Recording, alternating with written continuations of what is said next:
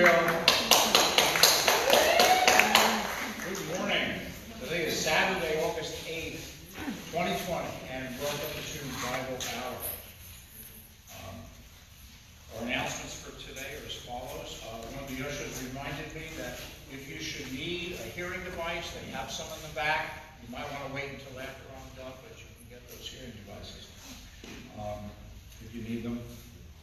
At noon on Saturday, the Gospel Music Ministries today at the Boardwalk will have the Beloved and Joe Lamsley and Friends.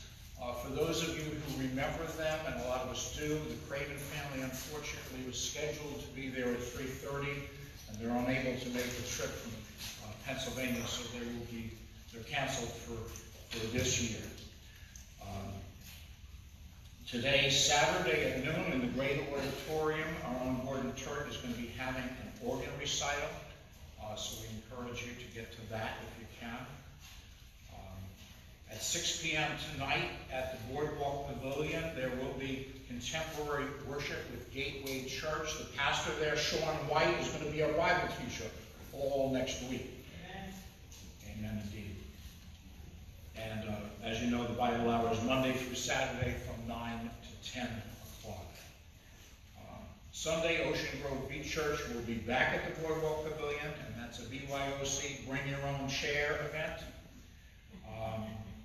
At 10:30, I just learned this morning, Pastor Eric Sorensen is going to be virtually at the Great Auditorium, and you know the deal with that. The first 100 get in, the second 100 and the overflow can be here at the Tabernacle in the Youth Temple, or again, you can bring a chair and sit outside. And then finally, to end tomorrow, songs on a summer afternoon will be in the Great Auditorium with our own Justin Beck, so we encourage you to go to that as well. Dr. Fleming has information about his museum in LaGrange in the back. There's a sign-up sheet for emails, and there are also some things about the upcoming trips and things going on in LaGrange and elsewhere. If you would calm your hearts and listen to our call to worship this morning, which is Psalm 98, verses 1 through 4. Sing to the Lord a new song, for he has done marvelous things. His right hand and his holy arm have worked salvation for him. The Lord has made his salvation known and revealed his righteousness to the nations. He has remembered his love and his faithfulness to the house of Israel. All the ends of the earth have seen the salvation of our God. And join me in the prayer of invocation this morning. Father God, we thank you for new songs and older songs. We thank you for the marvelous things you have done and are doing even now and will continue to do forever. As you have made your salvation known to us, may we obediently tell others about your love and your faithfulness and your salvation. Though this world is a wilderness, though it is not our home, may we walk the pathways that you have marked out for us before the foundation of this world. Father, we also ask that you would remove the coronavirus from this world, and also the restrictions that have kept us apart and caused so much sorrow and caused so much additional death.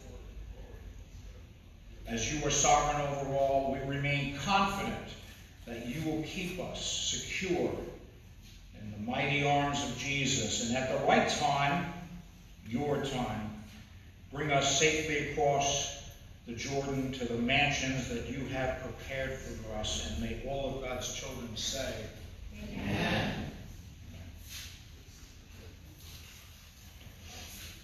We'll be singing today on Jordan's Stormy Banks. I want to tell you a little bit about the background of the hymn. Samuel Stennett, who wrote our lyrics this morning in the 18th century, that's an older song, was a respected and influential nonconformist preacher. He was a contemporary of the Wesleys.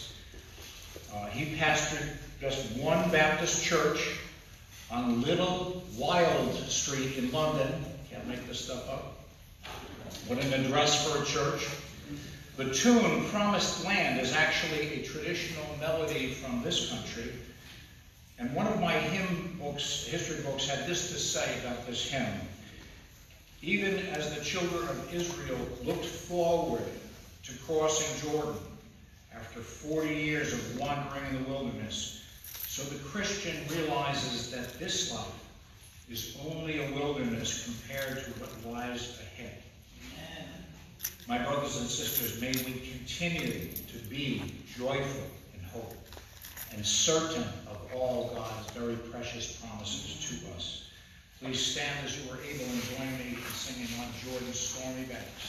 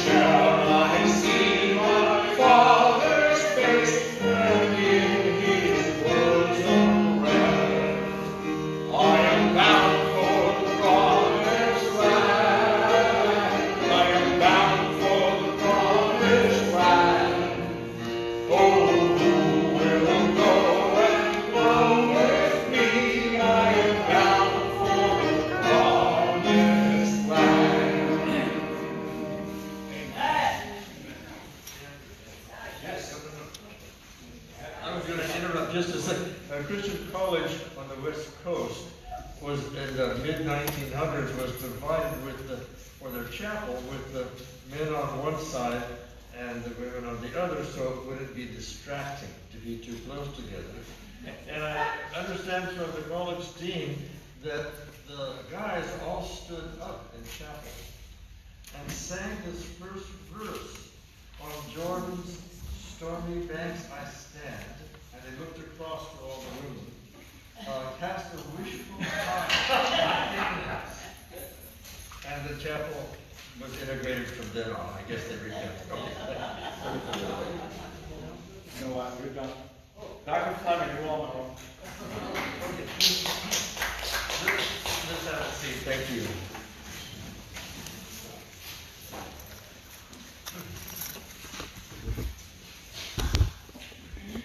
We are, as a country and as a world, with the pandemic going through a wilderness experience.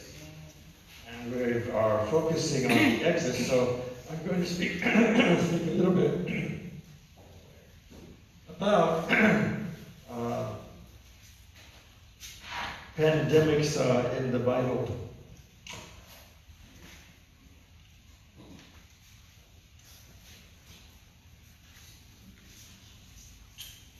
Because we're going to be ending up on a more serious thought, several of you had asked me if I could just show you another couple pictures of our new move in Georgia. Some of you have had a chance to be at the old museum. With the nonprofit museum and boards of directors, there can always be changes, and such a change happened a year and a half ago to the museum that I had helped start and worked at for almost 15 years. And it was felt it was time to move on. But wondered if there might be some other ministry the Lord could lead us to. We found a property that had been developed by a wealthy artist. As you come up this quarter-mile driveway, out of the forest, statues start appearing as you approach the property. It had been on sale for 3 years, but it had a large warehouse, a large gallery place, a house and courtyards, and didn't really lend itself to a house, and no one was purchasing it. It's a beautiful location, as you can see, nicely designed. There's 5 springs at the bottom of that little valley in the foreground that feed a lake. Here's the entrance to the part of the property where there are 4 big courtyards. So we didn't feel right pushing the same kinds of things we had at the previous museum with daily life in biblical times. We decided, well, we talked about journeys in the Bible across the land and across the sea, and make 4 courtyards, one for each of the biblical seas: the Mid, the Red, the Did, and the Sea of Galilee. So we're in the process the last year of painting them. We've only been able to afford 2 workers, but they're great people that we knew for 15 years. And one of them is painting the Mediterranean Sea. Right above Italy, whose booth you see, we have 2 Italian-style statues. Right above Greece, we have this Greek Catholic statue. And we began making some of the displays. We're not open to the public, of course, with the pandemic, and we're not ready, but I showed you a few pictures from our Dead Sea exhibit, where we talked about the copper industry and the tar industry. There's a courtyard that had a nice koi pond in it, and that's going to be our Galilee courtyard. There was a solarium, which would be perfect to have a meal experience while people are there. And this was the gallery, which is perfect for auditorium, for a classroom. So we're hoping before too long we'll be able to have conferences there. Life was very fragile in the Bible. Think how many times you and I take for granted the conveniences of the modern world and advances in medicine.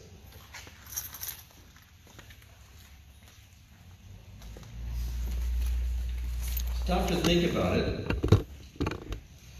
Back then, one of the main ways to approach disease was quarantine. In fact, the word is the word for 40, quarantal, and you were isolated for 40 days. Then you were inspected again to see if you could go back to living with other people. Their reasons for isolating someone was not based on what we know today as science, but what they thought was good judgment in their day. For example, if blood came from your body This was an alarm sign to ancient people. Some of that would be just natural phenomena, for example, a woman's period, or of course with the birth of a baby. But maybe you remember in their tradition, you needed to be isolated during your period, and a woman was isolated for a month with the birth of her children.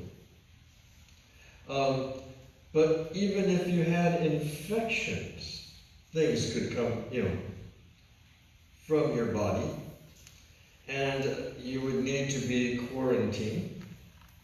I think I'll go back to that time. And even a discoloration of the skin, a red or white area, that they called leprosy. Many people would have had something like, for example, even psoriasis in antiquity would have been called leprosy. And you would need to be quarantined. It means many people at periods of their life had what they thought were leprosy. And many people were able to overcome it and go back to living in society. When you think back of the ancient Hebrews in the wilderness and the first years in the land, the period of the judges, after a story, everyone went to their own tents. There would be a quarantine tent in your tribe where a person would go, a woman would go for her period, etc. But things were not sanitary in our way of thinking about it. For example, here's a house. Usually you had two. You left one hanging in a tree in your winter grazing area for your flocks or herds, and left it there. And then you'd go to another area for your summer grazing. Better would know not to ever touch anything in a tree. It belongs to someone. It was left intentionally. But you can imagine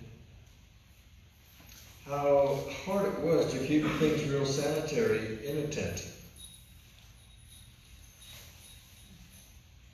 As you know, the Israelis, as Jews as a group, and Israelis in particular, having been surrounded by countries without public relations and political relations with them, would have wanted to do charity work in other neighboring countries, but could not. It's a little bit better now, where they can travel to Jordan and Egypt. But they would have special ministries with the Bedouin. They thought it would be great to have mobile clinic for the Bedouin who move around. And particularly for women to come just before giving birth and staying a couple days after giving birth in a more antiseptically clean situation. And not have the baby right away in the dirt floor of the tent. They found within a couple days of returning to the tent, the babies were dying. Being born in that antiseptically clean environment, the heavier amount of antibodies a mother has in her milk the first few days of birth would have helped the baby in the tent. But if she no longer has those extra amounts and returns to the tent, so they stopped doing that project. But you can imagine how rough life was, how frantic, and how many times you would get infections. This is how, for most people in the time of the Exodus and the Judges, how a knife looked. A flintstone. Here's an encampment where you have relatives by marriage in a tent. You can see there's some black goats around in the distance. So in the wilderness, life was very fragile. And quarantine often occurred because there were so many occasions when there seemed to be an alarm sign for your body. Now, in the temple courtyards later, there were buildings our side of that green door, 4 buildings. One of them was the Chamber of Lepers. And that's where every 40 days someone felt to need to be quarantined was inspected by the priest, a Chamber of Lepers. Remember, Jesus once was walking along and 10 lepers came up. Through God's grace, they were healed. Remember, only one of them came back to say thanks. Lepers' only companions were other quarantined people, you see.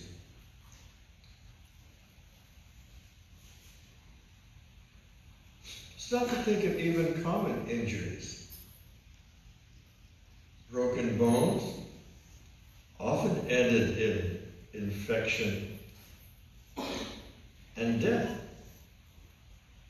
Cuts, etc. You could have a wound while working that for us normally would heal. Particularly childhood diseases. You know,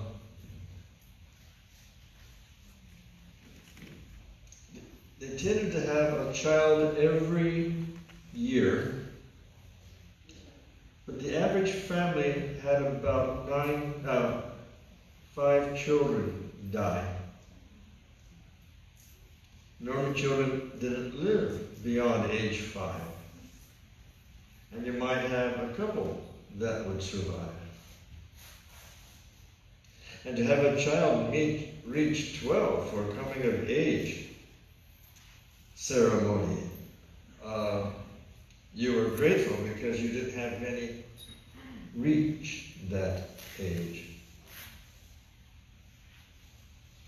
Think of other sicknesses that are not life-threatening for us, but would be understood many times as perhaps needing quarantine, but also would be very life-threatening. We have stories in the New Testament. Remember, Simon Peter's mother-in-law had a bad headache. Jairus, the ruler of the synagogue's 12-year-old daughter, had a fever. By the way, that's probably malaria. See, Galilee had malaria in the past. We have a number of stories of people having seizures, and the parents or friends came to Jesus with that person.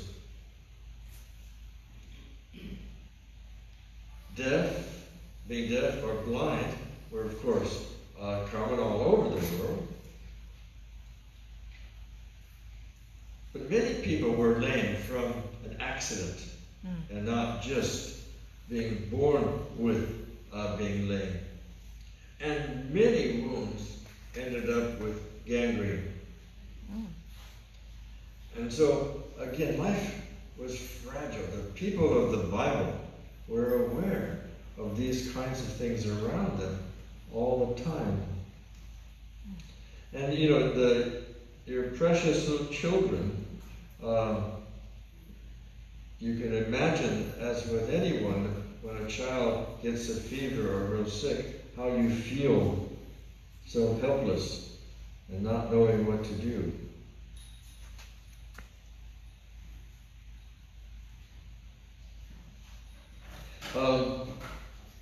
But also we should not forget there is mental illness.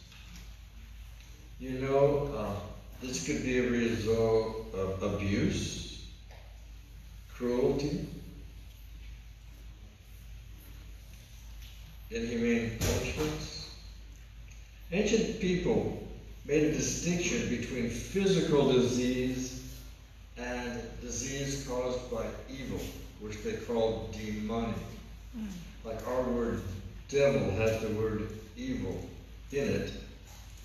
And if someone experienced really bad things when they were a child or growing up, they were said to have a demon. If you remember Mary Magdalene, out of whom 7 demons were cast. We don't know what kinds of things there were, but there must have been some terrible experiences she had and evil things that had happened to her in her younger years.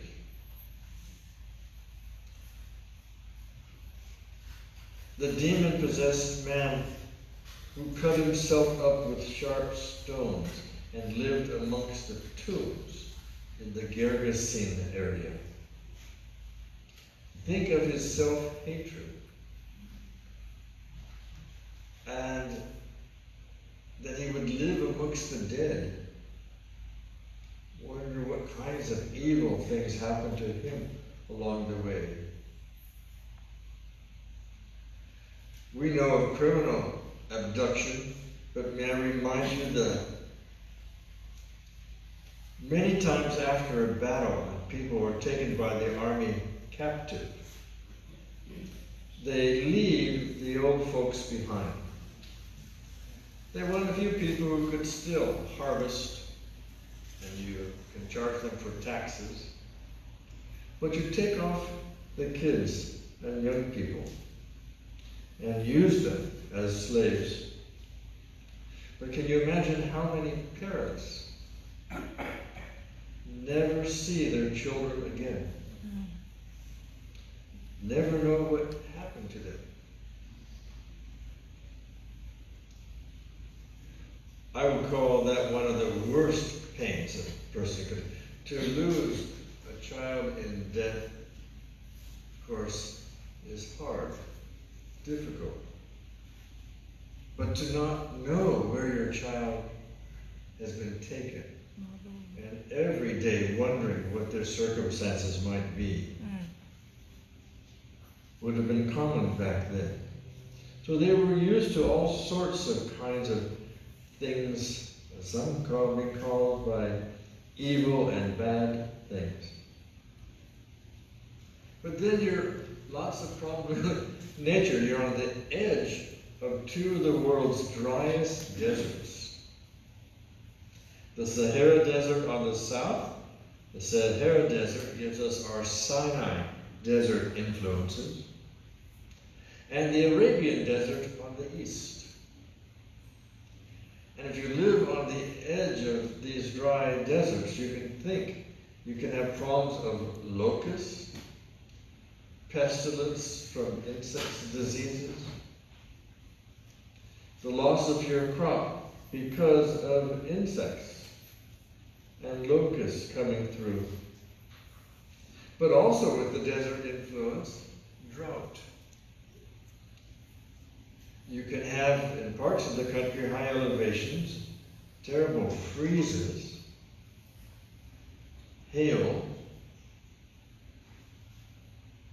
You need at least 11 inches of rain a year for winter wheat.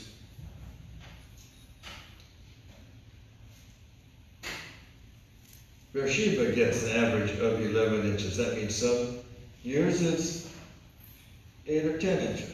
Other years it might be 12 or 13. But those drought years, you have to plow it under. You hope to have at least enough of a harvest that you can store some things.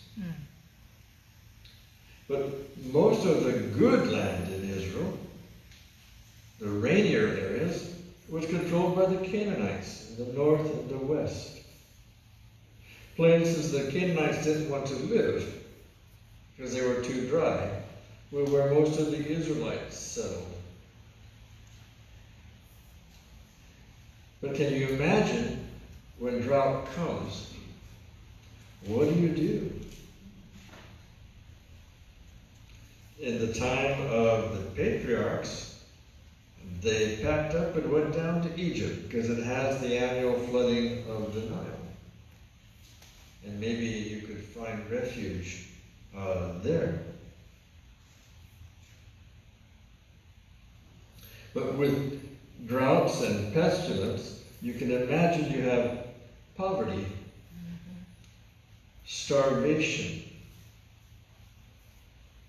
malnutrition.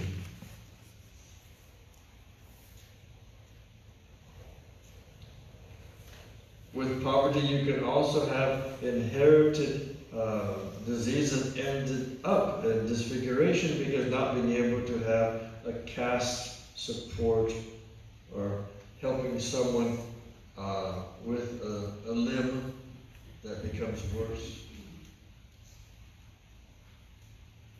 We think of the sub-Sahara Africa and how many countries in the world frequently have drought and starvation, malnutrition. And so, ancient Israel, people knew the hard side of life, the fragility of life. What can you do to prepare? Well, you try to store food, non-perishables, grain, dried fruit. You try to store fruit of the vine, oil, so you could outlast a drought. And you get huge storage jars. And you fill them so full, many people are necessary to carry them around. Look at all the jar handles on this one. And you bury them in your house under the floor except for the top, because they found out that constant temperature helps them last longer. Well, as if all of these weren't enough, the first thing that would have come to mind of an ancient person for the fragility of life would have been warfare. Our country has been so blessed not to have had the kind of warfares with our neighboring countries nearby. But there's 4 steps to warfare. Remember in the Ecclesiastes text, there's a season also for war. The season kings make war is after the winter rains, when there's no longer muddy roads clogging chariot wheels. And it was the season kings made war, and the Syrians came down like a wolf on the fold. So they are used to this sequence far more often than you would want.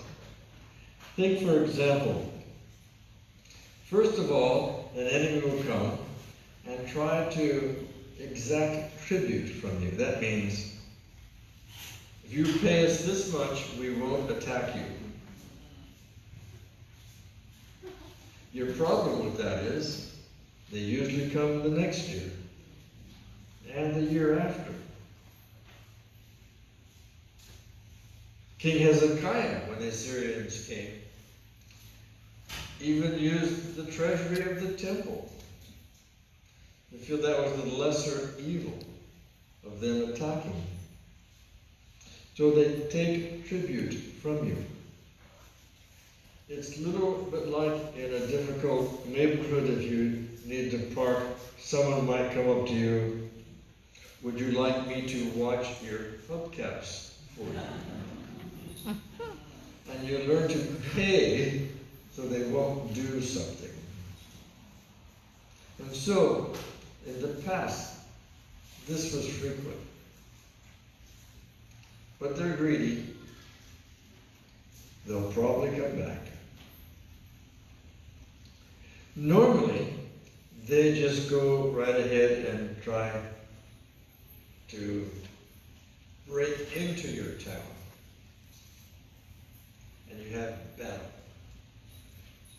Do you know the ancient Hebrews had no offensive war weapons? The enemies had battering rams, huge armies of chariots.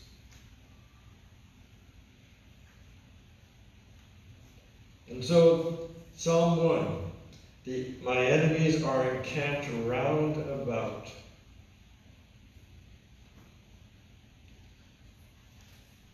These are some arrowheads found just outside Jerusalem's wall from the time of the Assyrians. Look at this Assyrian drawing of a town they're attacking in Judah. It's showing a tower. And the Judahites are up on the tower. The tower has some shields around it, the rounding. And what looks like brooms are actually burning torches, which they're throwing down. They're also taking apart their houses and throwing down stones, anything you can, on the enemy army.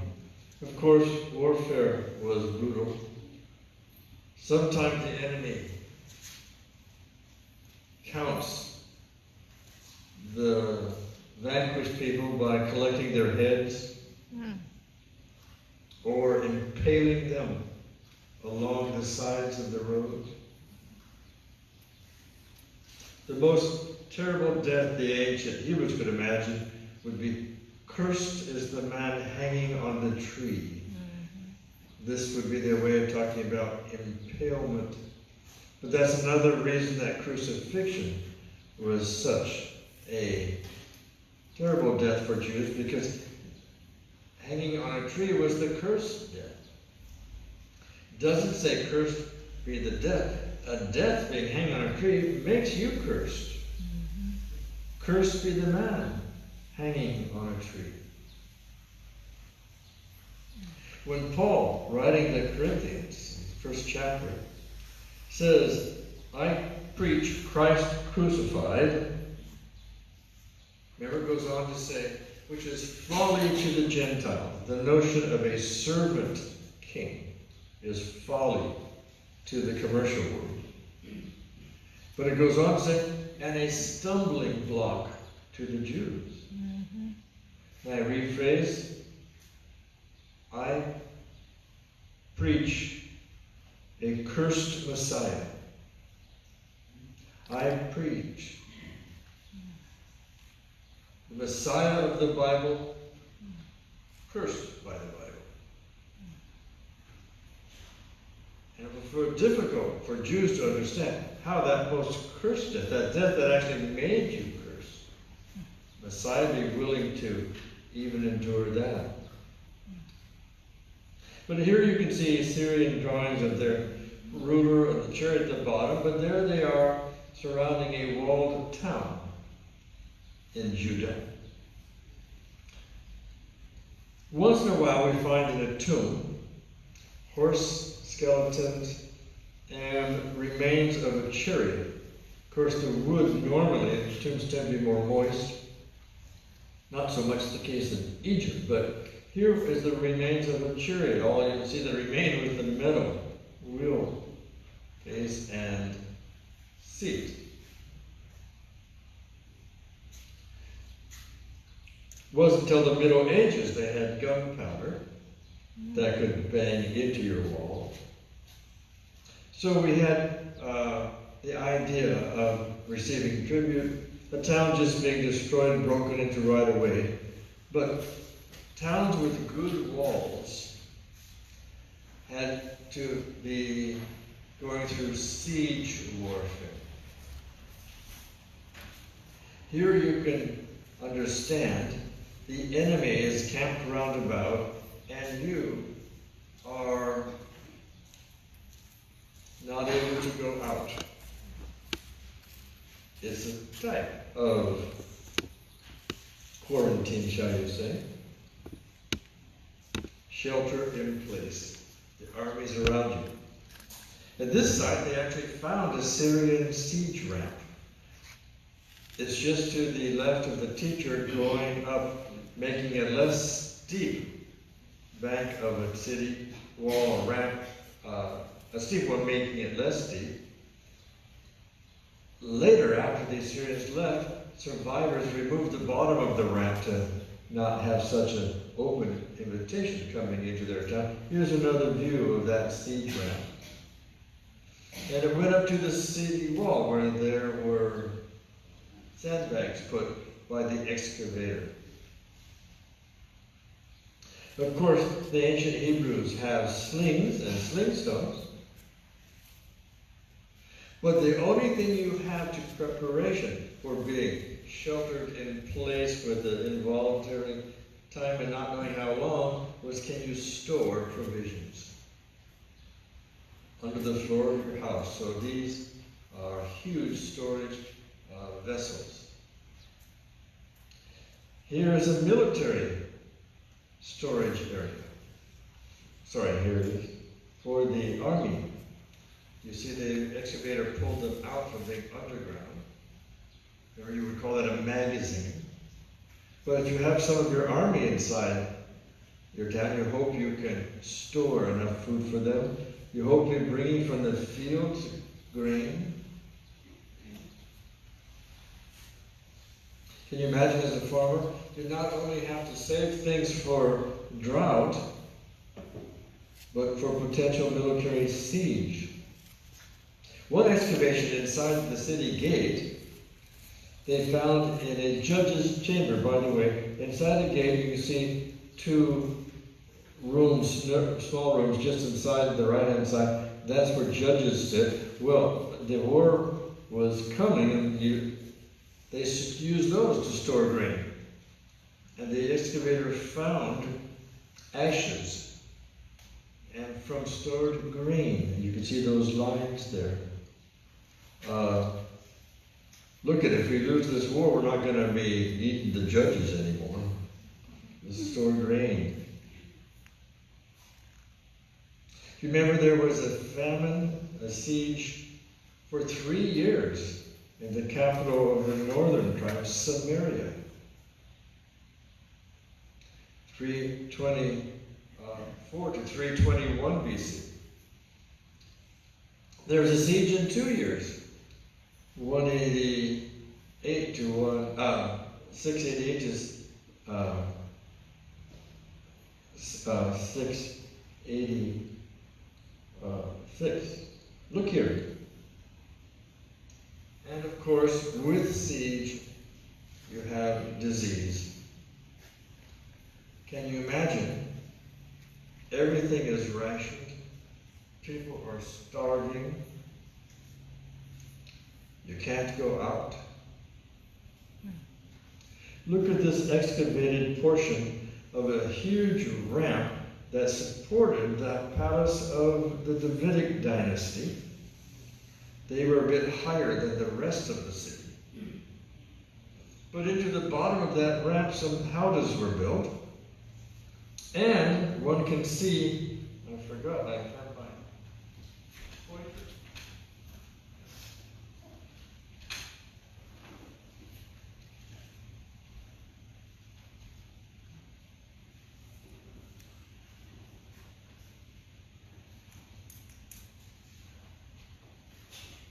You see, there's a little room right here, part of this house.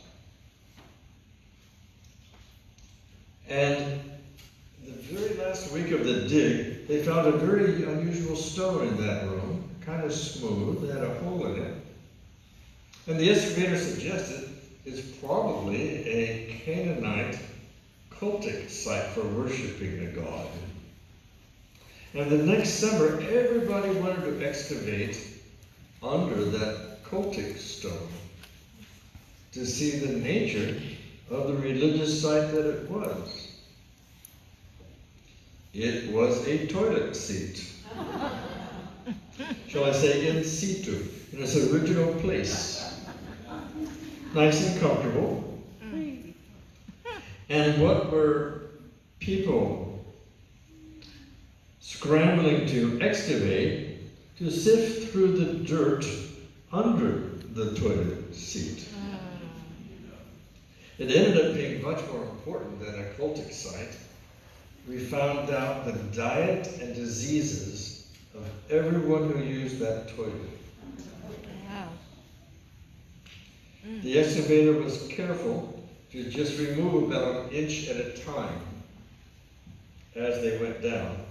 And what they discovered from 60 instead of 8, from 588 to 86 BC, the last 2 years of Jerusalem before it fell, this was the time of the Babylonians now, there were 10 times the diseases. And instead of grains having been consumed, people are eating grass growing between rocks and the buildings of their city. And there were lots of tapeworm, ringworm, things like this. The sanitation was terrible during that siege. But that was a forced shelter in place for 2 years. Well, we had the tribute, or just a battle, maybe a siege, and then there'd be the diseases from it. But at the end, the younger ones and women and children would be taken captive. And the Assyrians show that as well. You've probably seen some of these reliefs. You see a city gate against a tower, and the captives carrying a little bundle are being marched out of the city. This is a time exposure, so it's still showing the battle. So that how do you show a steep ramp about the city? You repeat that ramp structure. There are the soldiers fighting up above. But look, even a cow take captive. Look how starving it is. You can count the ribs. These happen to all be women and children.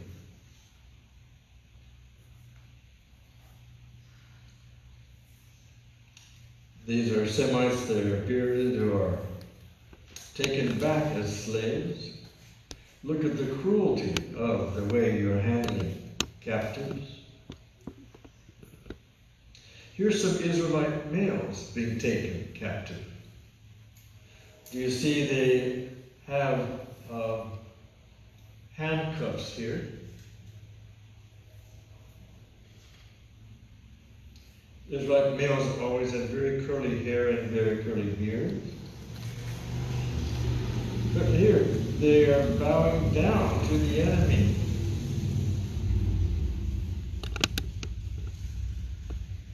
Sometimes the enemy would capture somebody who was living in a farm and not in the city. You look at Jeremiah chapter 41. Do not kill us, for we have stores of wheat, barley, oil, and honey hidden in the fields. That was that family's insurance policy. Not if, but when an enemy might come. And sometimes they would have that marked out and then covered up with dirt and leaves. And they would hope they could bribe the enemy. A little village in Turkey had an old barn that wasn't used, and a family decided to make a wooden wall instead of those wooden supports for the roof. And as they were digging, they found in the hole a bunch of gold jewelry. That was their family insurance policy. But that family was killed, and it was left undiscovered for all those centuries. Let's go back to summarize a few things. What did the prophets say to try to help the people during these difficult times? This will be a review for some of you. Life in wealthy parts of Canaan is predictable, noisy, and easy. But life in the wilderness is unpredictable, silent, and lonely. Many of us with this pandemic are having much more unpredictable silence and loneliness in our life. We particularly feel for elderly who can't be around their children and grandchildren because there's a lonely silence in the desert. When we go on a desert trip, once in a while we even have done it with a camel trip.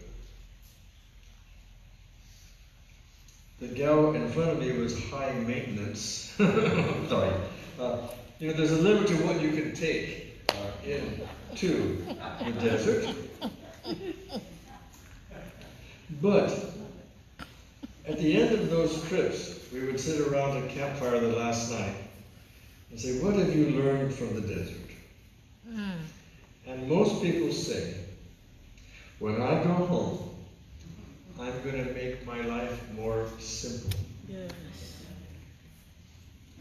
We're busy with so many things. And maybe some slowdown can help you and I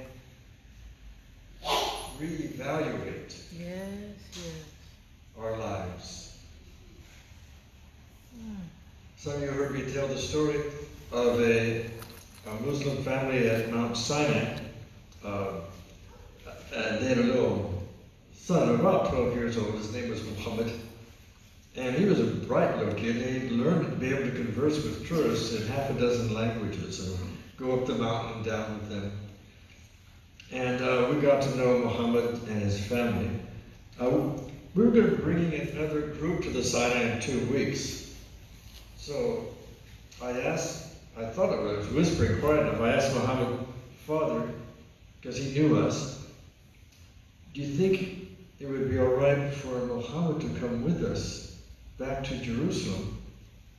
And we bring him back in 2 weeks. And he must have had his ear cupped. Oh, Daddy, please, please. And his father let him come. You should have seen him, because it wasn't even in those days electricity or phones or things. Everything was very simple for the veteran there. He'd heard about a cell phone, but there was a regular telephone there. This was 25 years ago, so you'll understand when he says to me, how do you do it? And it was a dial phone. Oh, you do a number. Give me a number. Dial, dial, dial. What do I do now? You say, hello. Hello, this is Mohammed. Hang up. Give me another number. You should have seen the channel surfing and okay. When we got back, this very wise father did not say, where did you go? What did you do? He said to little Muhammad, how did you feel? Listen to his wise answer. We moved so fast, my soul could not keep up with my body. Isn't that a good characteristic of our lives? Sometimes, of course, with jobs, responsibility is not a lot we can do. We sure need to work hard with intentionality for breaks. Elijah, with the story of the contest on the prophets of Baal. Mount Carmel is this mountain coming into the Mediterranean here, mountain range. And remember, after that contest, he goes to Ahab and Jezebel's palace. They had a winter palace in a place called Jezreel. So Mount Carmel in this picture is here, Jezreel. And so Elijah jogged and got there before Ahab on his chariot.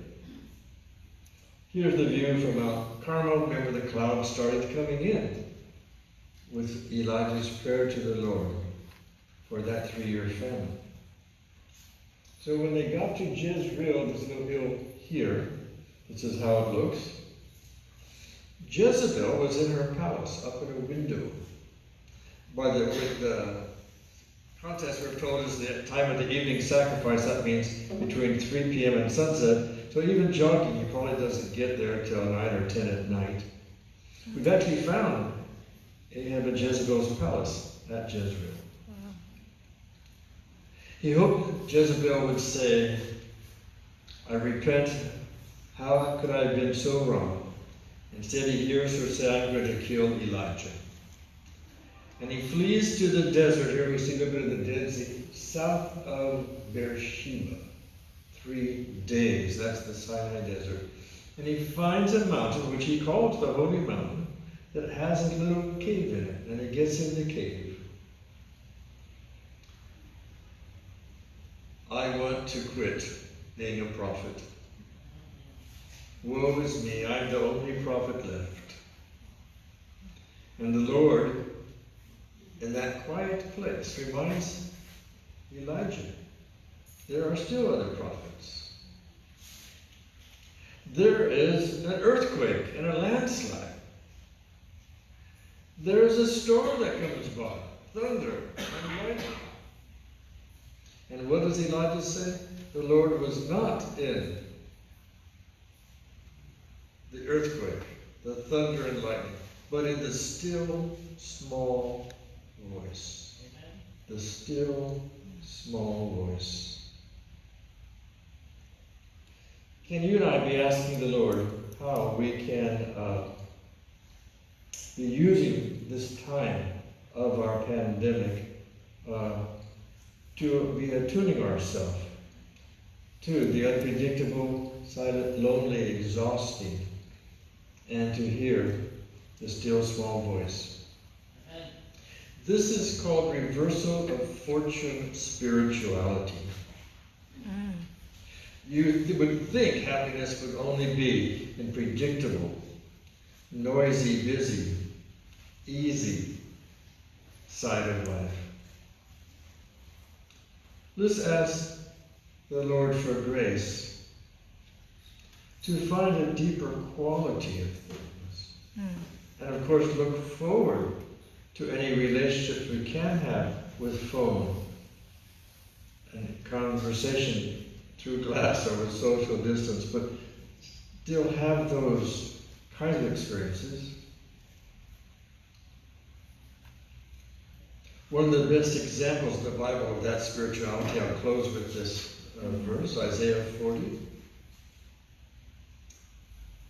Notice this is not the easy side of life the prophet's talking about. The Lord, He gives us power to the faint, strengthens the powerless. Even youths will faint and be weary. The young will fall exhausted. Oops, there's a second part of that verse. No. So I'll have to, you remember. But the Lord helps us run and not be weary. Walk and not faint. And mount up like the wings of an eagle. For you folks, as a brother in Christ, I pray the Lord will help you be able to run and not be weary, to endure, to walk and not faint. And help us, help one another, even mount up with wings like eagles. Amen. Lord, we do thank you for this week we could be together. We thank you for the challenge that your people in the past have given us and the reflections of the prophets to help us be able to find, even in unpredictable, silent, lonely, or exhausting experiences. Find some new things we could learn about ourselves, others, and you. Through Christ our Lord. Amen. Lord bless you folks.